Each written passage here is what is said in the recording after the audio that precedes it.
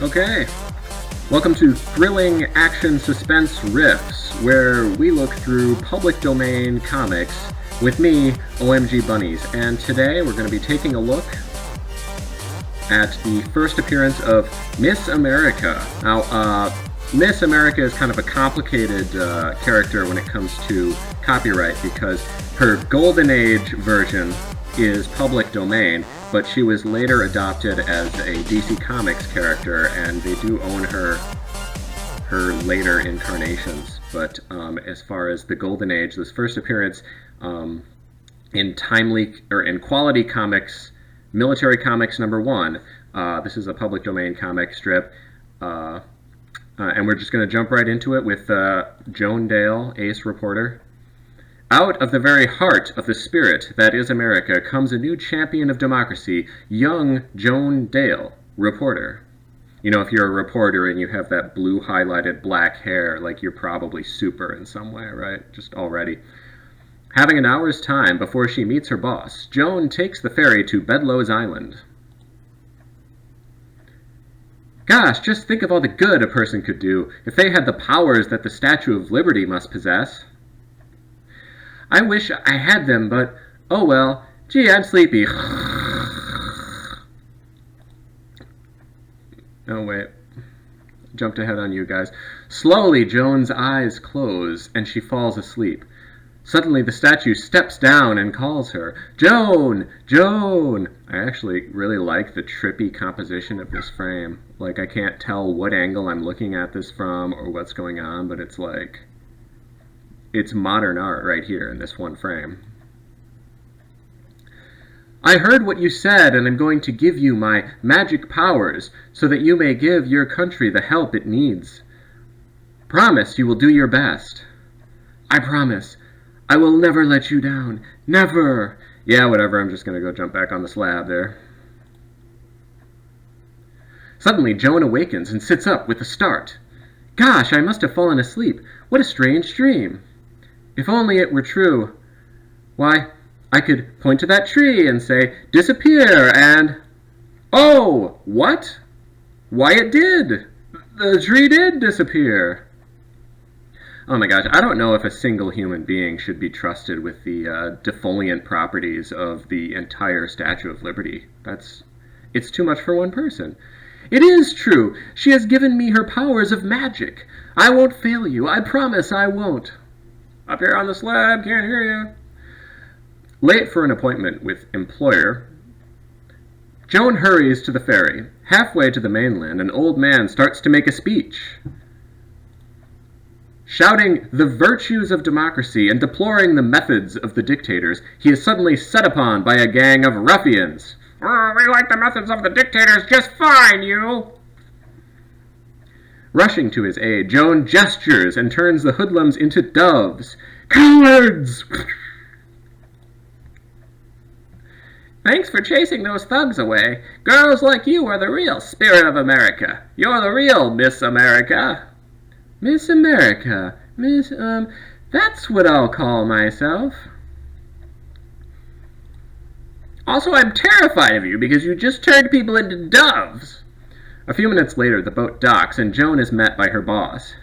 Where have you been? Hurry, there's been a bombing in Newark. Go over and get a report. Here's a pass.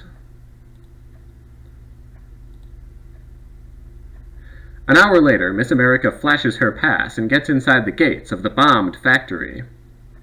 Sorry, this is a really high security area. Never mind. Quickly, she goes to the spot where an FBI agent is questioning the plant's superintendent. And you haven't any idea who could have done this, Mr. Grost? Nope, all my men have been with us for years. What do you want, miss? I've come to find out who bombed the factory. Oh, you have you?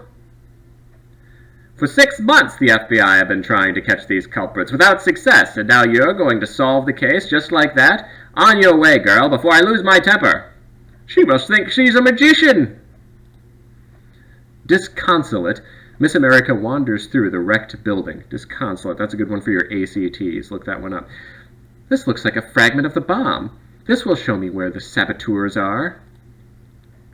Steadily, she gazes into the piece of metal until the picture of a large house appears. Oh, that's a nice two-story colonial. Yeah, that looks really...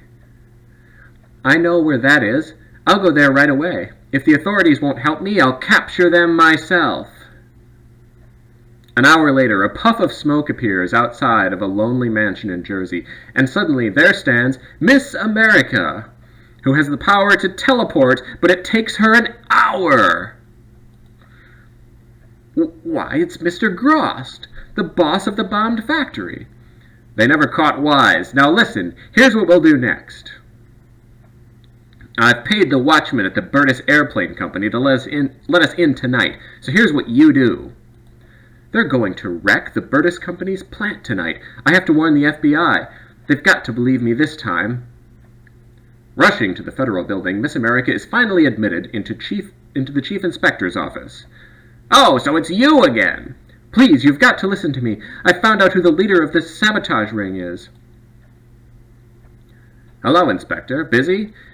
There he is. He's the leader of the gang. Mr. Grost... Oh, for all this silly nonsense! Go on, get out of here and stop wasting my time, Joan! I'm sorry, Mr. Grost. We have cranks like her come in every day. Perfectly all right. Skip it. The fools. They won't even listen to me. All right, I'll stop the bombing myself. That night, Miss America visits the factory alone, unaware that three dark figures watch from the shadows. The boss was right. It's her. Come on. Jumping from their hiding place, the thugs leap at the girl. As they grab at her, Miss America gestures, and they turn into trees. Well, that's good. She's balancing out her carbon footprint. She made that other tree disappear, and now she's making up for that. That's good. Zero loss that way. I'm going to take a look around the factory. There may be others of the gang around.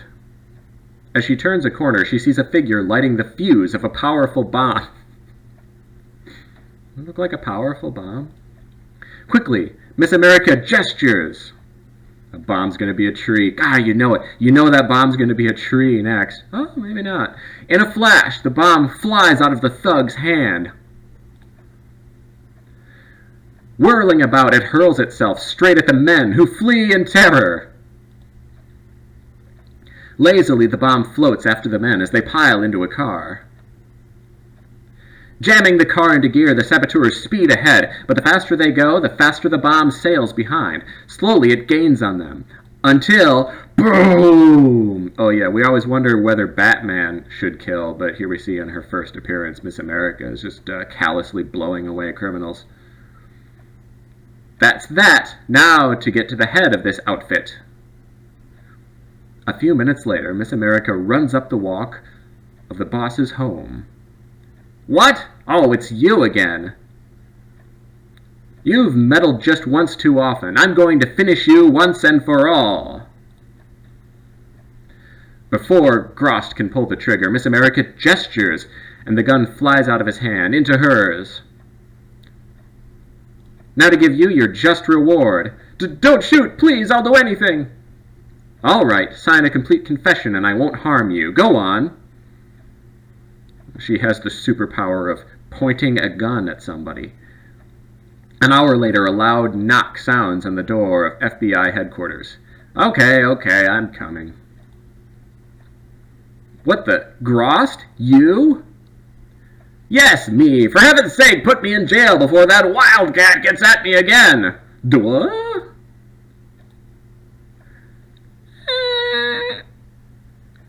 Oh, they'll never know. Well, what did you think? That was Miss America's first appearance in Military Comics #1 from Quality Comics. I suggest looking up Miss America on Wikipedia. She has a really weird history. She got adopted by DC Comics. She got a costume. Got retconned about 1,000,000 times. That whole I got my powers from the Statue of Liberty while I slept thing was swept away once they realized it was ridiculous. But yeah, check down below. Also check down below for sources of public domain comics you can read yourself and like if you like it. There's a like button. It's a button that you can like. I'm OMGbunnies, and thanks for tuning in. I hope to see you again in future installments of thrilling action suspense riffs.